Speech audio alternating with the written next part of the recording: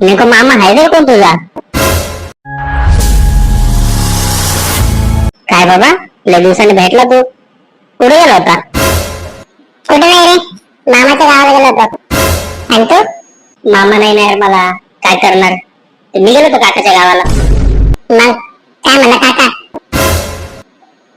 मायला मग काकाला चिकट आहे माहिती का? काहीच नाही म्हणला, आणि जेवायला पण चटणी भाकर दिली. अरे भाई तुला माहिती का, मी तर एवढी मजा केली, लय मजा केली. मग लग्न बिग्न करतो का मग आता मामाच्या पोरीसोबत? बस तेवढीच इच्छा अपूर्ण राहिली बाबा, तीच होऊ शकत नाही. काय इच्छा अपूर्ण राहिली म्हणजे? नेमकं मामा आहे रे कोण तुझा? अरे काय सांगू बाबा, मामा सगळ्यात लहान आहे आणि त्याचं लग्न झालं नाही अजून. मग काय करणार? म्हणजे तुला मामाची पोरगी भेटणार नाही आता आहे ना? हा ना यार, ती पोरगी आता मोठं स्वतः म्हातारा होऊन जाईल. बरं झालं, नाही तर बल्लाच वाटला तर मला लग्न होणार नाही. अरे तिकडे बघ ना. अरे काय नाही बोल. मग अजून काय म्हणतो, मजा केली की नाही इकडं?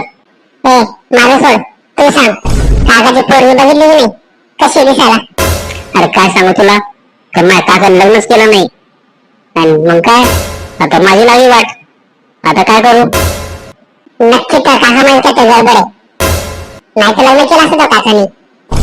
मला पण तसं वाटलं होतं, पण नंतर कळालं ते ते काय? माझ्या काकाला घरच नाहीये, म्हणून त्यांना पोरी कोण दिलीच नाही. माझ्या पोरी पण ना आता नुसते घरावाला भेटतात आणि बाकी सगळ्यांना कशी मारावं लागतं. काय करायचं समजत नाही. जाऊ दे, चल चहा प्यायला चलतो का? तू 5 वाजता आणि मी नाही येणार असं होऊ शकत नाही. चल येतो. जाऊ दे, उद्या भेटू. मी पैसा आणायचं विसरलो. मला वाटलं असं काहीतरी बोलणार आहे.